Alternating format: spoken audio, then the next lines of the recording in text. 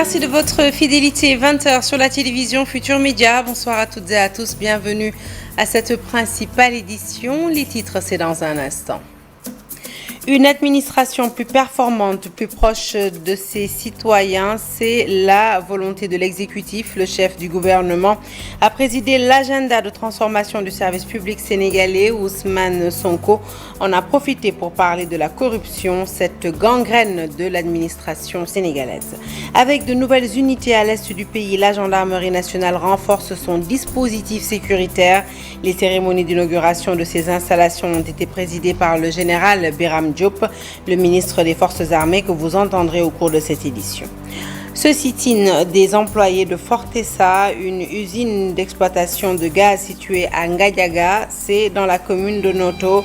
Ils réclament le paiement de leurs arriérés, au total 11 mois de salaire. Et puis préparatif du Magal de Touba, plus de 300 véhicules contrôlés et près de 160 infractions constatées. C'est le bilan de l'opération de contrôle menée par la Naser en collaboration avec les forces de défense et de sécurité. Une opération qui vise à inciter les conducteurs à vérifier leurs véhicules avant de prendre la route. Voilà pour les titres. Le développement, c'est tout de suite.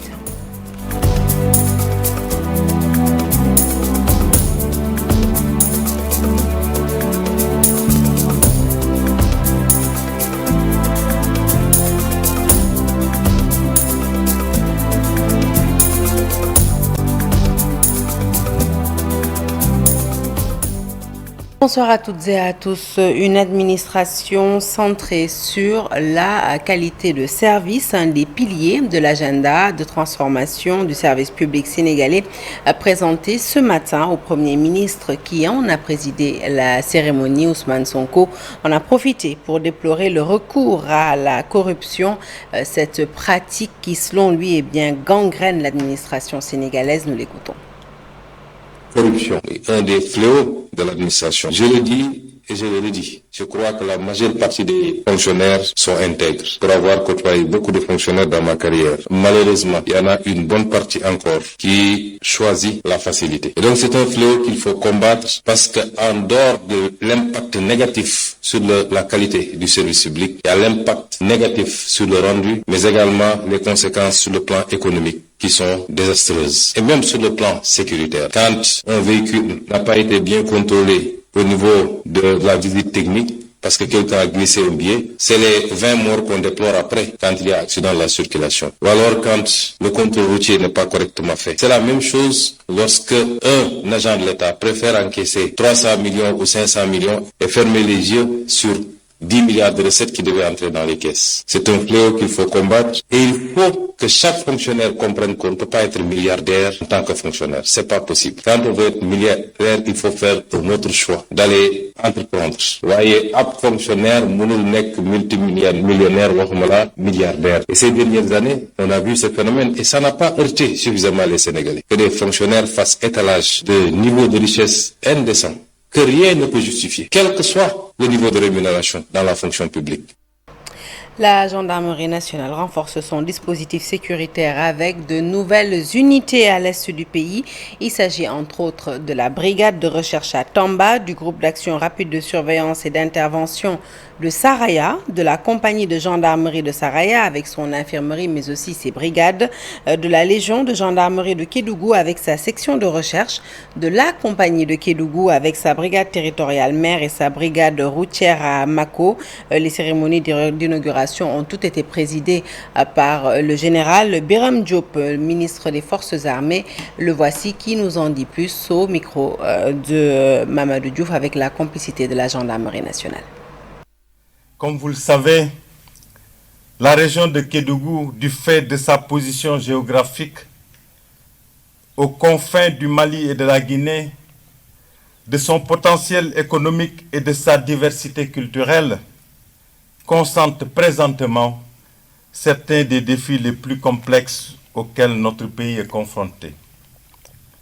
Les attaques terroristes coordonnées, survenues le 1er juillet 2025 à notre frontière avec la République sœur du Mali, constituent, si besoin en est, un rappel de cette menace grave à la paix et à la tranquillité de nos populations.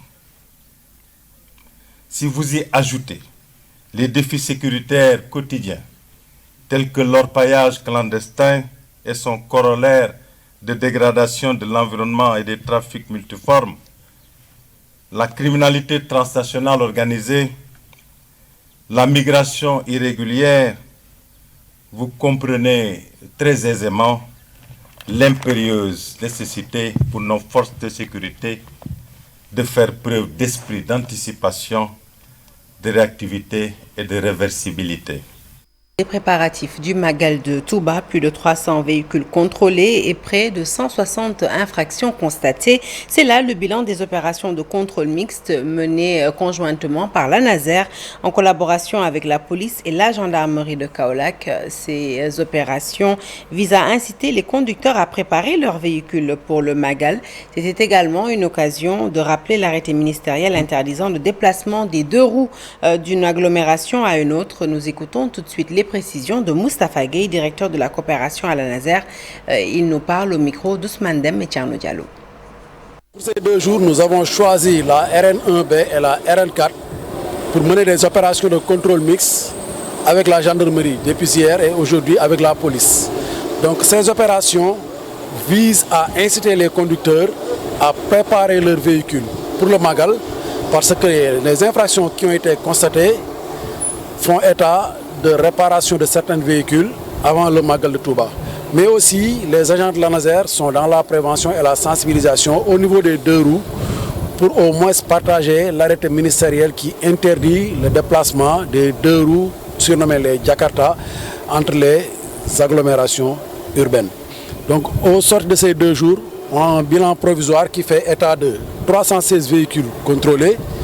Et parmi ces 316 véhicules contrôlés, nous avons relevé 167 infractions avec 81 véhicules immobilisés et pour une contribution dans les caisses de l'État, les amendes forfaitaires qui ont été payées s'élèvent à 279 000 francs CFA.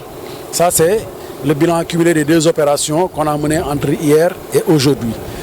Et ces opérations ont 2 objectifs.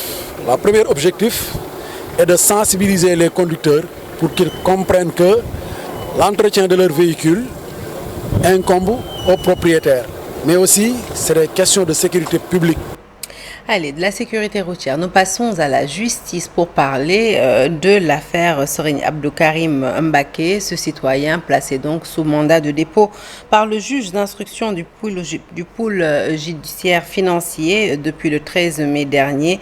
Une affaire de détournement de 10 milliards de francs CFA. Pour une affaire plutôt de détournement de 10 milliards de francs CFA, les habitants de l'arrondissement de Darou Mourti ont tenu un point de presse sans présence de sa famille pour exiger sa libération. Nous les écoutons. Serigne Abdou Karim que je connais, qui a fait l'école coranique, qui ne sait même pas écrire son nom en français. Comment peut-on penser qu'il puisse écrire ou bien faire un dossier de détournement? Je dirais non. Si les enquêtes doivent être menées, mais faisons les enquêtes sur le respect de l'intégrité de l'être humain, faisons les enquêtes sur le respect des droits fondamentaux, faisons les enquêtes sur le respect de la liberté provisoire, mais aussi de la présomption d'innocence. Parce que nous tous, nous savons qu'une personne ne peut être coupable que si un tribunal l'a délibéré. Abdou Karim Mbaké, Mokhtar, sait bel et bien qu'il n'est ni de près ni de loin supposé ou bien attaché à ce problème de détournement. Depuis lors, ça fait des mois et des mois, on ne peut pas l'entendre. Au nom de quoi? Et même par exemple, quelqu'un qui a reçu sa convocation, il n'a pas fui, c'est un digne fils et petit-fils de Borom Darou. Il n'est pas un peureux, il ne va pas fuir. Donc donnez-lui cette liberté provisoire-là. Lorsque la justice réunira tous les éléments de preuve, il viendra, il répondra à la hauteur de ses actes parce que nous savons qu'il n'est pas vraiment coupable de ce que l'on lui reproche. On ne fait pas de menaces, mais nous sommes sur nos droits et nous savons comment faire pour défendre ces droits-là. Nous demandons la liberté provisoire immédiate parce que nous voudrions faire une marche. Et cette marche a été interdite par l'autorité administrative. Et d'ici le grand Magal de Touba, si Serigne Abdou Karim Mbaké ne sort pas des barreaux, nous allons faire une très grande marche populaire pour sa libération. Retour à présent sur la cérémonie de présentation du plan de redressement économique le vendredi dernier par le chef du gouvernement, le Premier ministre Ousmane Sonko, qui a ouvert le débat sur le transport en relevant à 10 ans l'âge maximum des véhicules importés, une décision qui toutefois ne fait pas l'unanimité, même s'il concède au Premier ministre la bonne intention de l'État de soulager les particuliers. Mbaye Amar, président de l'AFTU, n'est pas trop convaincu. Parallèlement, il a abordé la sécurisation routière à l'approche du Grand Magal de Touba. Je propose de l'écouter dans ce reportage signé Al-Hassan Ba. La décision du Premier ministre sur l'âge des véhicules importés ne convainc pas Mbaye Amar, président de l'Association pour le financement des transports urbains. S'il concède la bonne intention de l'État, il estime qu'un transport de qualité exige des véhicules neufs. J'ai entendu le Premier ministre dire que c'est une demande sociale. S'agit-il réellement d'une demande sociale ou d'une demande de la diaspora? Si vraiment il m'avait demandé conseil, je lui dirais de revoir cette décision, même si je ne le contredis pas puisque c'est une autorité. Mais imaginez si vous amenez ici une voiture qui a 15 ans. Au bout de 5 ans, elle aura 20 ans. Alors que nous manquons d'infrastructures routières, vous avez constaté les accidents. Dakar étouffe avec les deux roues et les voitures. Je pense qu'il faut bien réfléchir avant d'appliquer cette décision. Surtout que des conventions ont été signées pour moderniser le transport. Après 20 ans d'existence et de nombreuses réalisations, l'AFTU fait face à des problèmes persistants. L'une des urgences, selon Mbaye Amar, est la création d'espaces de stationnement adaptés pour les bus. Vous avez vu par exemple le BRT a 5 ans d'existence et l'État a tout aménagé pour ce transport. Alors que nous avons 20 ans d'existence et nous peinons toujours à avoir des espaces, des parkings. J'invite les autorités à revoir cela. Nous voulons des espaces et nous pourrons même les aménager. À l'approche du Grand Magal de Touba, l'AFTU et ses membres s'organisent activement. Pour garantir la sécurité des pèlerins, Mbaye Amar souligne l'importance de faire un bilan de l'année précédente avant de prendre des mesures. L'aller et le retour sont différents. Le retour est plus compliqué puisque tout le monde veut quitter Touba en même temps. Je pense que nous devons réfléchir à une solution par rapport à cela, mieux sécuriser nos routes pour éviter de tomber dans la même situation que l'année passée. AFTU s'organise pour éviter tout accident durant le Magal avec un engagement clair. Aucun véhicule en mauvais état ne sera autorisé à faire le trajet Dakar-Touba. Allez, nous quittons Dakar pour Ngadiaga, c'est dans la commune de Notogouidjama pour parler de Forteza, une usine d'exploitation de gaz sur place. Les travailleurs décrètent 48 heures de grève. Motif, ils sont restés 11 mois sans salaire. Ces travailleurs ont tenu d'ailleurs un sit-in à l'intérieur de l'usine. François André Diouf est secrétaire général adjoint du syndicat de travailleurs. Nous l'écoutons au micro de Charanta Diop. La situation qui prévaut à Forteza, c'est une situation dramatique, catastrophique. Nous avons déposé un préavis de grève depuis le 2 juin. Nous sommes le 4 août aujourd'hui. Après multiples négociations, nous sommes toujours à la case départ, ça veut dire des travailleurs qui travaillent depuis 11 mois sans aucun salaire versé. Aujourd'hui, l'ensemble des travailleurs de Forteza a décidé d'observer un mouvement de grève de 48 heures d'avertissement pour dire assez, trop c'est trop, ils n'en peuvent plus, ils veulent des solutions à leur situation. À partir de 0 heure, c'est 48 heures de grève, 48 heures d'arrêt de travail sur tous les sites de Forteza au Sénégal. Nous n'allons pas en grève par plaisir, nous allons en grève pour ouvrir des négociations. Mais des négociations justes. Un travailleur qui va à la retraite sans percevoir de pension, mais c'est une catastrophe. Un travailleur malade qui ne peut pas aller se soigner, qui ne peut pas soigner ses enfants, c'est une négation de la dignité humaine. Un travailleur qui, depuis 11 mois, ne perçoit pas son salaire, sa famille, ses enfants ne vont plus à l'école. Mais c'est quoi ça? C'est vraiment étonnant qu'au moment où on parle de l'ère du pétrole et du gaz dans ce pays, qu'on néglige une expertise de 22 ans, 23 ans dans le secteur de l'onshore au Sénégal. C'est ça la réalité. Les gens qui sont là, ce sont les pionniers de l'exploitation du gaz dans ce pays-là. On aurait dû avoir une autre considération pour eux. C'est un manque de considération de la tutelle, de Petrosen. La direction de Forteza a failli sur toute la ligne. Il ne mérite plus d'être appelé direction. Allez, parlons santé, lutte contre la variole du singe. Les services prennent les devants. La brigade régionale de l'hygiène de Dakar a tenu ce matin une séance de sensibilisation à la sous-brigade de Pikine et selon le capitaine Idriss Ndiaye, l'objectif est de préparer les éléments des services à prendre en charge tout risque qui serait lié éventuellement à la propagation de cette maladie, de prendre en charge tout risque au cas où la maladie en tout cas se signalerait. La séance a été organisée à l'occasion d'une cérémonie de levée de couleur à la sous-brigade de Pikine. Le capitaine Idriss Ndiaye revient ici sur le sujet. Nous l'écoutons au micro d'Abdoulaye Pateane. C'est un peu un renforcement de capacité du personnel de l'hygiène. Donc vous savez que présentement en Afrique, il y a pratiquement une vingtaine de pays qui sont en proie à la variole du singe. Et plus proche de nous, il y a un cas qui a été détecté, je crois, la semaine passée en Gambie. Donc, et en Guinée, il y a des cas ici qui ont été signalés. Donc, le Sénégal est passé un peu au stade d'alerte. Donc, comme on est en stade d'alerte, donc la brigade régionale de l'hygiène de Dakar s'est voulu être sur le qui-vive. Donc, en renforçant un peu la capacité de son personnel. Parce que pour combattre une maladie, au moins, il faut avoir des notions sur cette maladie. Donc, on va déployer des stratégies au niveau local. Parce que Dakar, c'est vraiment une région très stratégique. Donc, c'est pourquoi même on a essayé un peu d'être proactif, de prendre les devants. Parce que à l'horizon se profilent deux événements religieux extrêmement importants. C'est le Grand Magal de Touba et les différents gamous qui vont se tenir au niveau du Sénégal. Donc, on a voulu prendre les devants. Mais dans cette proactivité, on va renforcer en réalité la communication, les sucrés. Par contre, il y a d'autres produits alimentaires qui ont été retirés de la vente. C'est souvent l'huile usagée, donc qu'ils ont réussi à retirer du fait qu'ils ont des appareils qui permettent de faire le contrôle. Donc, il y a différents produits alimentaires comme les boissons, donc les moutardes qu'ils ont un peu retirés de la vente. L'actualité sportive à présent, Abdoulaye Fall, élu président de la Fédération sénégalaise de football, les attentes de Babacar Gaye, membre fondateur du comité de défense du football sénégalais, le COFEFS.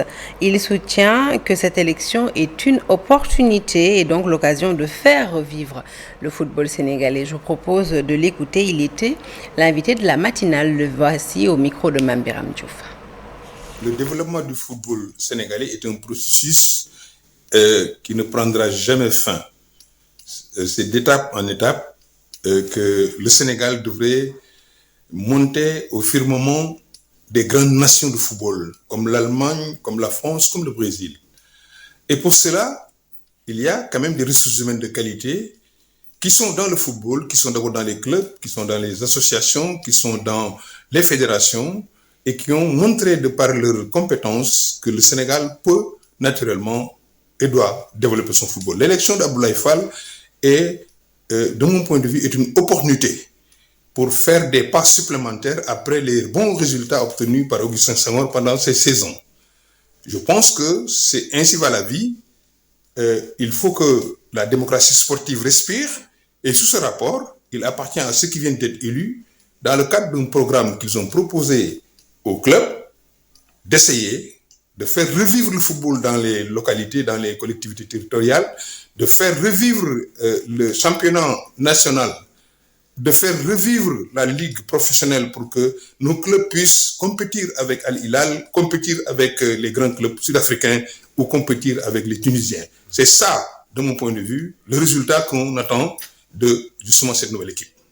Et nous restons avec cette élection du président de la Fédération sénégalaise de football, une élection au cours de laquelle des couacs ont été notés. C'est le cas avec le mode de scrutin pour Cheikh Omar Aïdara, diplomate sportif et manager FIFA. Le Sénégal doit arriver à changer de dispositif en optant pour le vote électronique et mettre ainsi à l'abri les acteurs, mais surtout rassurer les électeurs. Nous l'écoutons. Il faut digitaliser. Il faut digitaliser, comme je l'ai dit, on est 400 et quelques clubs, comparé à la France qui aujourd'hui compte 14 000 clubs, mais qui parvient à faire des élections apaisées sans difficulté. Donc il faut digitaliser, mettre l'électeur à l'aise, qu'il ne se déplace pas, qu'il n'endure pas certaines difficultés. et qu'ils ne soient pas exposés à quoi que ce soit. À partir de ce moment, je pense que ça pourra régler définitivement ce problème-là. Et on l'a vu, il y a des embrouilles lors de l'élection, il y a des difficultés par rapport à certaines dispositions du statut. Heureusement qu'on avait un comité électoral à la hauteur dirigé par le professeur Seydou Diagne qui a su à un moment donné se réunir en comité restreint pour pouvoir apporter des solutions.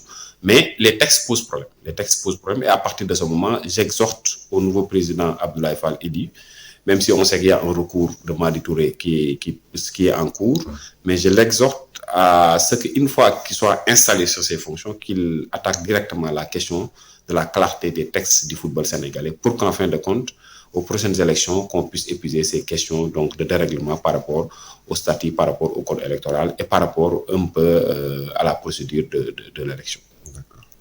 Violence dans les stades. Bambey se mobilise pour dire non à ce phénomène à travers une randonnée pédestre tenue ce dimanche. Les sportifs ont sensibilisé sur les méfaits de la violence et ses implications dans l'économie locale. Ils ont aussi remercié les Sénégalais pour la confiance accordée à Abdoulaye Fall, qui est donc un ressortissant de Bambey, Babacar Diouf Nongwendiaye.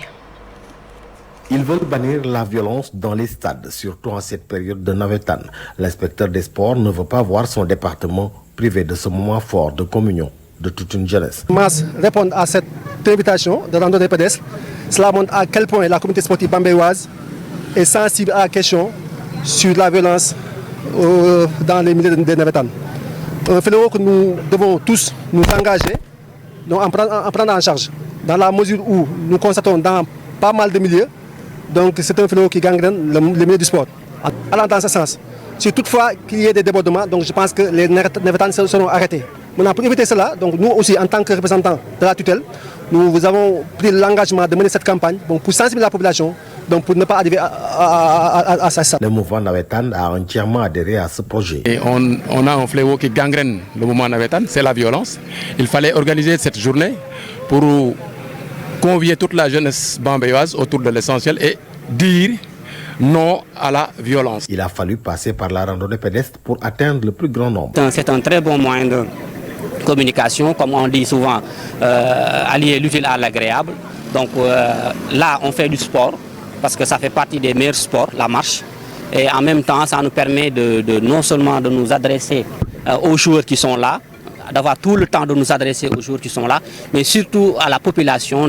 Le monde sportif bambéois, fier de son fils, frère et parent, a félicité Abdoulaye Fall. Nous Bambéois, mais c'est une fierté pour nous Djoubélois et Sénégalais d'ailleurs. C'est quelqu'un vraiment qui mérite ce poste. Une journée spéciale suite à l'élection de Mablaye. D'abord, féliciter M. Mablaye.